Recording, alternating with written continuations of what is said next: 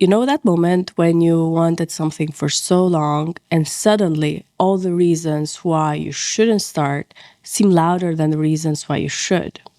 That's fear. And the thing is, it doesn't show up as panic. Sometimes actually it sounds logical, protective, even convincing. Maybe next year when you have more experience, what if you are not ready yet? People will judge you. These are the voices in your head when fear is showing up. Welcome to A Seat with Anisa. I'm Anisa, and on this series, I share the quiet truths behind growth. Not the shiny highlights, the real parts. The parts that help you understand yourself better while you're building what you love. We have talked about the decision to start. We have talked about staying patient when nothing is clicking yet.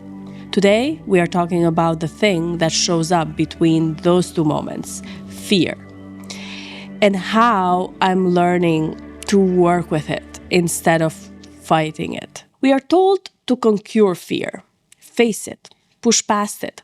And honestly, it took me a while to see this differently. But I've started thinking about fear not as something to get rid of, but as something to understand. Fear has incredible marketing. It sells. People use it to make us buy things, to stay in jobs, to follow trends, because fear of missing out is one of the most profitable emotions in the world. But what if, instead of stopping me, fear is actually information? Like an alert, a signal that something important is happening. When I first moved to Canada, winter driving terrified me. I remember my first time seeing snow in the road, not light snow, real snow, that kind where you can barely see the car in front of you. I was gripping the steering wheel so hard, my hands hurt, my whole body was tense, heart racing, and I thought, what if I just avoid this? What if I just don't drive in winter? Stay home, take transit, wait it out. But that wasn't an option. I couldn't skip half year. If I wanted to build a life here, a real life, not a limited one, I had to learn. So I told myself, this isn't about bravery. It's just life. And I started driving. Slowly, awkwardly slowly at first, white-knuckling it the whole way, but I did it. And eventually it stopped being terrifying, it became normal. And I guess that's what most fears try to do, I think. They try to make your world smaller.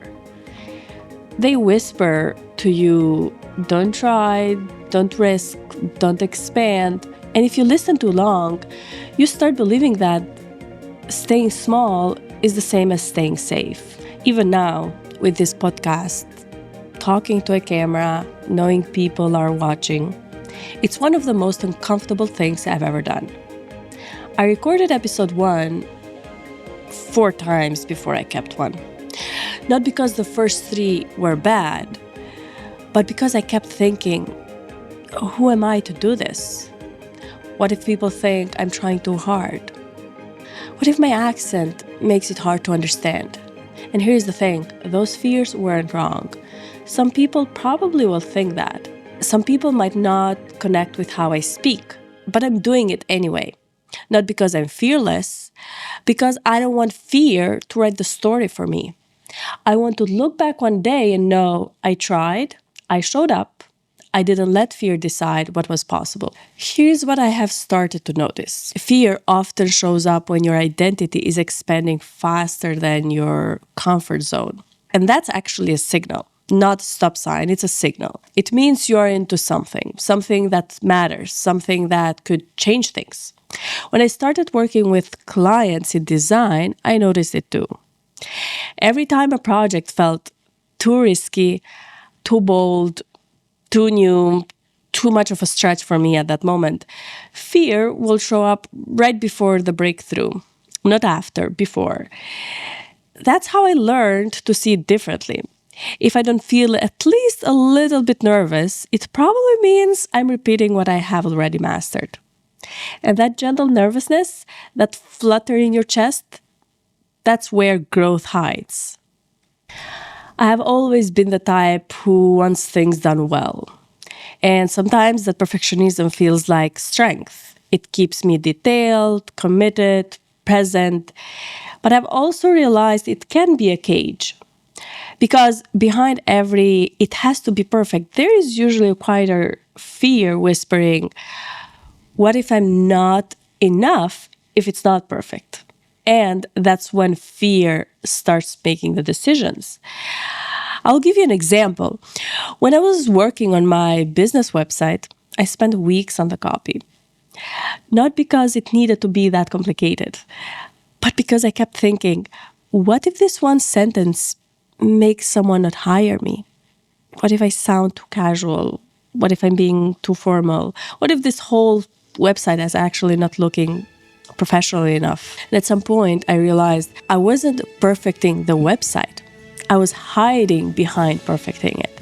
Because as long as I was editing, I didn't have to launch. And as long as I was tweaking, no one could judge it. Basically, I would say perfectionism is just fear wearing a productivity costume. Sometimes fear is a mirror. It shows you where you still doubt your values, where you are tying your worth to the outcome. And in a way, that's helpful because awareness is how you start to untie it. I used to think confidence meant feeling fearless. Now, I think confidence is something else. It's knowing fear doesn't get to decide for you. Bravery isn't loud, it's quiet. It's saying, yeah, I'm scared, but I'm not letting that fear make my decisions. So, here's what I do know when fear shows up. I don't try to silence it. I ask it questions. What are you trying to tell me? Is this a warning or an excitement? Is this fear about me or about how others might see me? Because here's the thing, sometimes fear is useful. It's telling me to prepare more, to think it through more, to check blind spots. But most of the time, it's just my brain trying to keep me comfortable. And comfort isn't the goal. Growth is. Fear doesn't disappear as you grow. It just speaks a different language. It shifts from what if I fail to what if this actually works? From what will people think of me to what if someone needed to hear this? And that's how fear stops being a barrier and becomes something useful. A compass, a signal, a reminder that you care. You're not supposed to get rid of fear. You're supposed to learn what it's trying to show you. So if fear has been showing up in your story lately, in that project you keep postponing, that conversation you're avoiding, that leap you almost took but you didn't, don't chase it away. Ask it what it's trying to show you. Because I have found in this journey that fear usually points to one of two things. Either you are not ready, or you are more ready than you think, and that terrifies you. And only you can know which one is true. But as someone that always believed that being certain meant being wise, now I'm understanding that waiting for certainty before you start isn't wisdom. It's just fear that you are calling strategy. So ask the questions, listen to the answers, and then decide, does this fear serve me, or is it just trying to keep me small? I still drive in the winter, by the way, every year, every snowstorm. And I still feel that little flutter sometime when roads get bad. But now I know that flutter isn't telling me to stop. It's reminding me that I'm doing something that at some point felt impossible.